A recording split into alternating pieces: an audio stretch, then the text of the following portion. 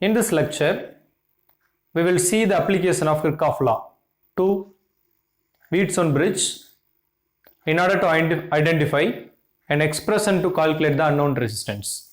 For that purpose, first we will find an expression for the condition for the balance of the bridge. That will give us an idea to find out the unknown resistance. Okay, so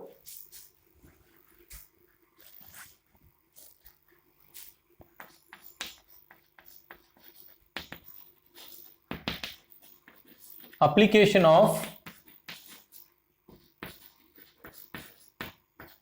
Kirchhoff's laws to Wheatstone's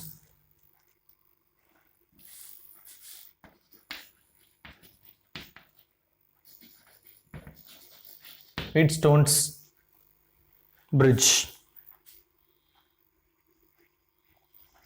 Okay, Wheatstone bridge or Wheatstone's network.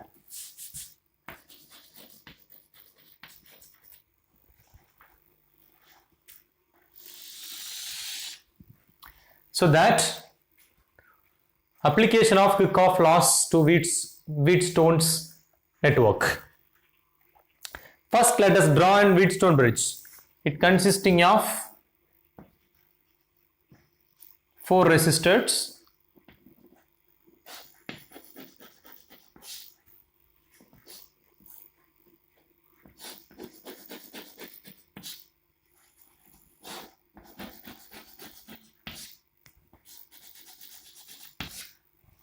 Okay, we can denote these 4 resistors as P, Q, R, S, and a galvanometer will be collected between these 2 points. It is galvanometer G, and then a battery will be connected between these 2 points. Then you can denote this is A, this is B, this is C, this is D, and this is battery E. So that from the battery current I is flowing into that. Here the current I1 is flowing through this path. I minus I1 is flowing. Then so that current is flowing in this way. Then here the current I is flowing. At node it is divided into 2 paths. Through galvanometer current Ig is flowing. Now at D there are 2 paths through which current is coming in and which is equal to the current coming out of that point D, which is equal to I minus I1 plus Ig. Then through B to C it is equal to the I1 is the current coming in and Ig is the current flowing through this line, so that it becomes I minus I1 is the current which is flowing through this, and this is the current flowing through this. So this is our primary consideration for Wheatstone's bridge and the current flow. Now we are applying Kirchhoff's voltage law at A, B, D, A. So Kirchhoff's voltage law for the loop A, B, D, A. What's that? I1P plus what is the resistance at galvanometer that we have denoted as G. So G is the resistance. So Ig times G. So the loop is going in this direction and the current direction is A to D. So loop direction is D to A, so that it is opposite put minus sign, I minus I1 R that is equal to 0. This is equation number 1. Then now we can expand this.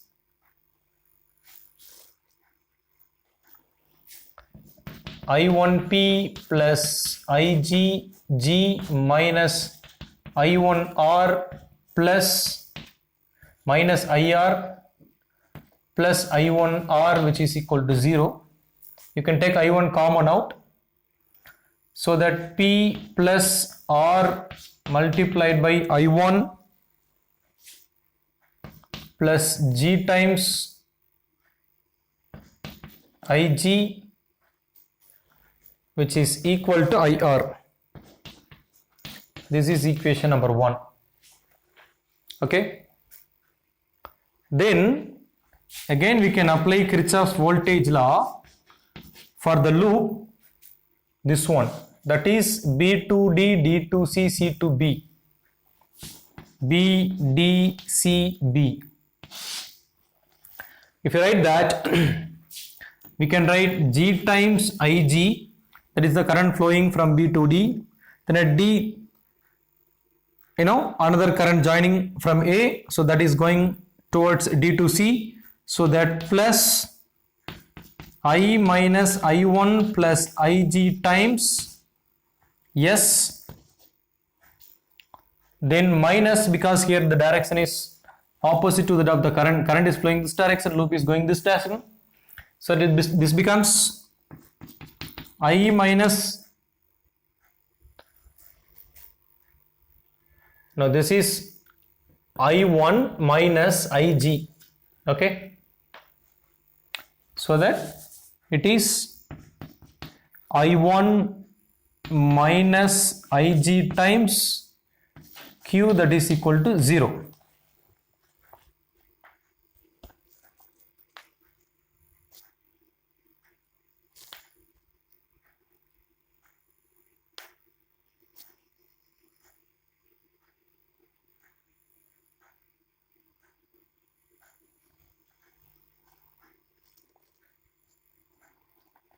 And then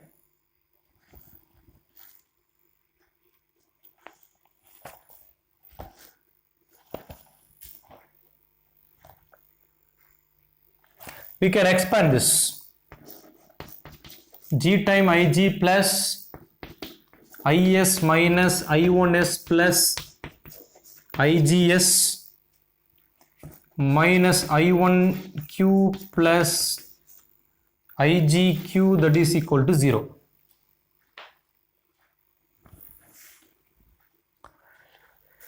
From this we can write like this, that is here there is a Q, here Ig minus I1Q, and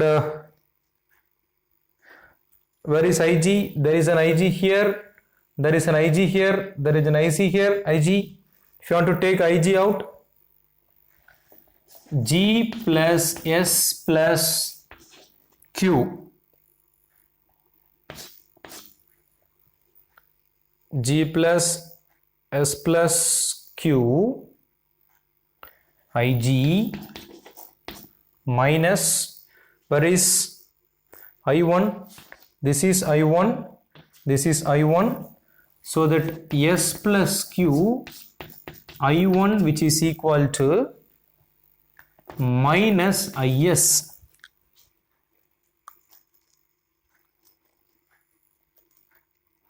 Now if you want to make it this as plus, what we can do, multiply entire equation by minus, so that S plus Q I1 minus G plus S plus Q Ig which is equal to Is.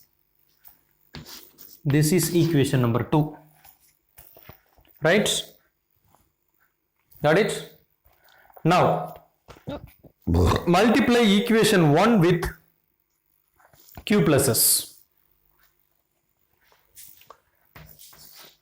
Multiply equation 1 with Q plus S. So this is equation 1.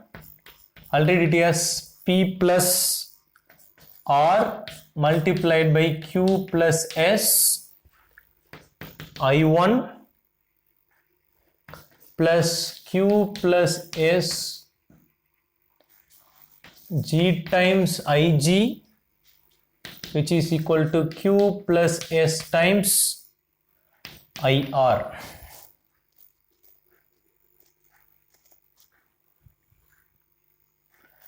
This is equation number 3. Then take equation number 2, this equation, and multiply it with p plus r. Multiply it with p plus r. So that s plus q multiplied by p plus r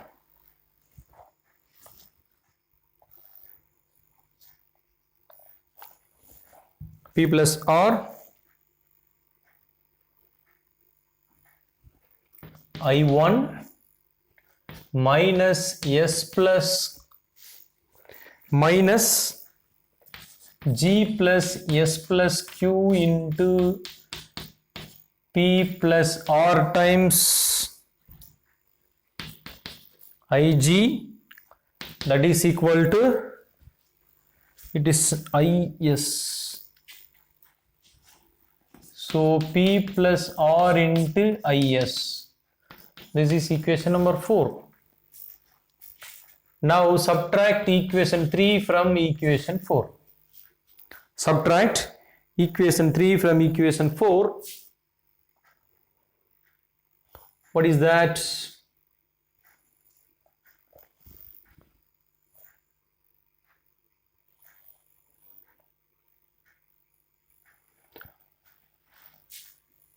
This equation.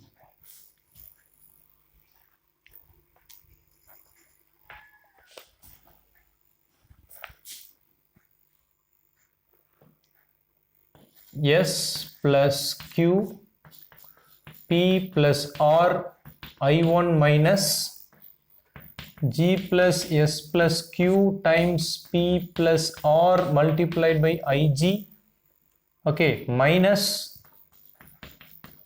p plus r q plus s from this equation into I1 minus q plus s gig, which is equal to p plus r is minus q plus s ir. So this one, s plus q plus into p plus r multiplied by 1, and here this and this will cancel out each other.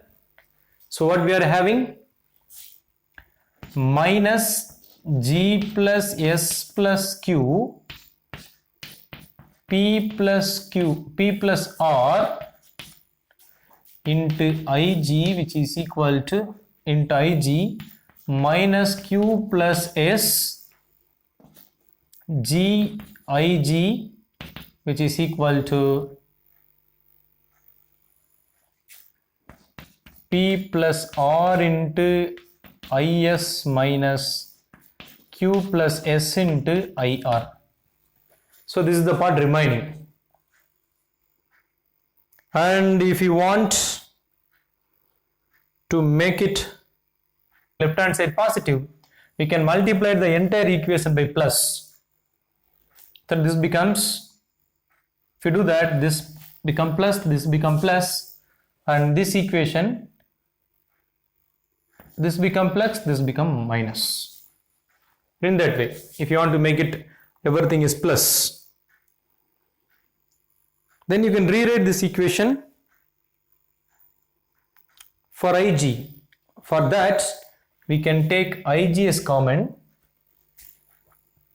So g plus s plus q into p plus r plus q plus s into g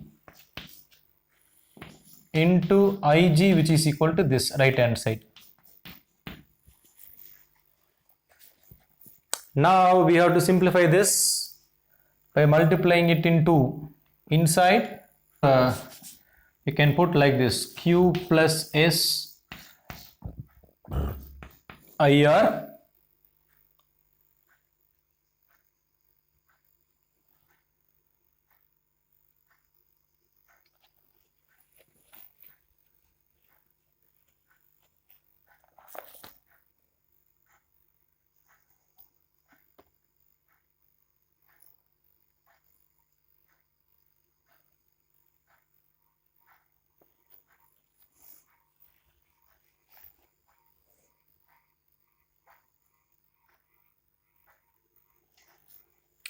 okay minus P plus R IS.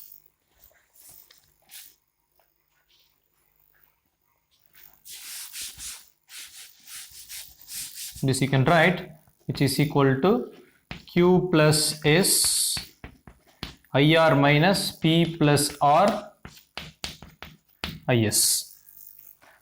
Now what we can do is we can write this equation as PG plus PS,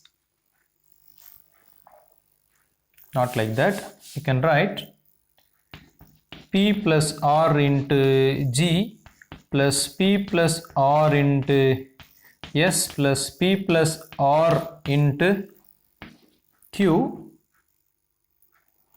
then plus Q plus S into G multiplied by IG.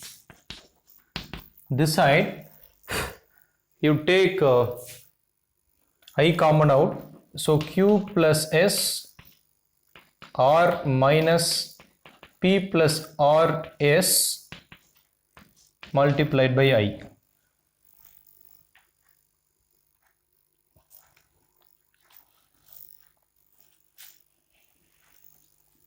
Then you can bring in RQ plus RS minus SP minus SR into I. So RS and SR will common out.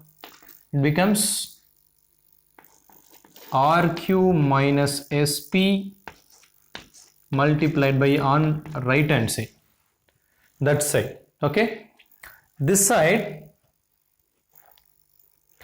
here there is a G, here there is a G. So if you take G common, what is that? If you take G common, then P plus R, Q plus S. This and this.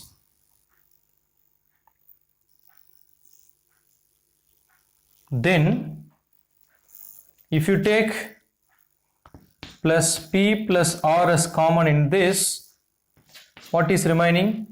Q plus S, right? That is equal to RQ minus SP is equal to I. So here multiplied by IG is there. Now we need to rewrite this equation for IG.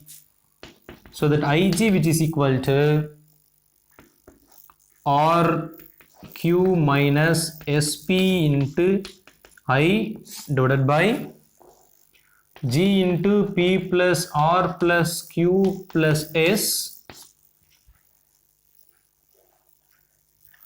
plus P plus R Q plus S. So this is the equation for IG. Okay, but if this network should be balanced, that is, if the left hand side and right hand side is equal, then the galvanometer shows 0. When the current flowing this galvanometer is 0, then both sides will be balanced, right? In that case, IG becomes 0. So here IG becomes 0. If IG becomes 0, then if you bring this denominator to the left hand side, that too becomes 0. So that what will happen? RQ minus SP multiplied by I is equal to 0. So that we can write RQ minus SP into I is equal to 0. So that you can write RQ minus SP also 0 if you bring the I to the right hand side. Then you can bring SP to right hand side, it becomes plus SP. Then you can bring the S here, R divided by S, Q to the right hand side, P divided to the Q. So that if R by S and P by Q, R by S and P by Q which are equal, then Ig is equal to 0, that is that the bridge is balanced. In this case, if you are using this equation, if one resistance is unknown, that is, if suppose S is equal to unknown, then what we can do that, we need an equation for S. So that R by S which is equal to P by Q, but I want S, so that you can bring this equation here. So R which is equal to SP by Q, but I want S, so that I can write S which is equal to RQ by P. In that way I can find out any one of the unknown resistance from this Wheatstone network. So this is the application of Kirchhoff law. Once again let me repeat, we have the setup for that, and you have to write the equation for this loop, that is equation number 1. Then you have to write the equation for this loop, that is equation number 2. Then you have to multiply the equation number 1 with Q plus S. Then if you have to multiply the equation number 2 with S plus R, and this will give you equation number 3, and this will give you equation number 4. Subtract the equation 3 from 4, you will end up here. Then what you have to do is, you have to multiply P plus R into each term, this only. Then don't do anything for this term, keep as it is. Then go to right hand side, you take out I outside, then you bring R into this and you bring S into this. You can strike out common, remaining is this. This side, if you multiply P plus R with every term, then you have this expression in which you can take P plus, you can take GS common, so that we can take GS common, remaining is P plus R plus Q plus S, that you have to include. Then in this you take P plus R is common, so that we will have S plus Q equal to S plus Q is remaining.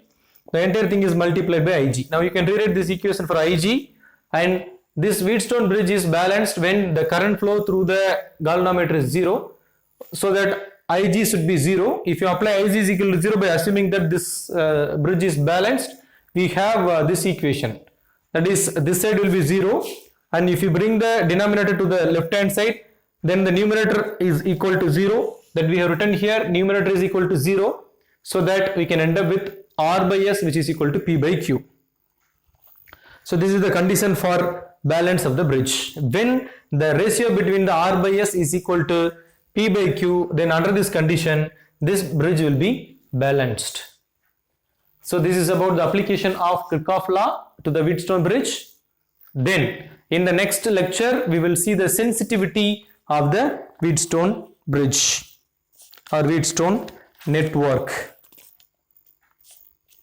Thank you. See you then in the next lecture. Until then, bye-bye.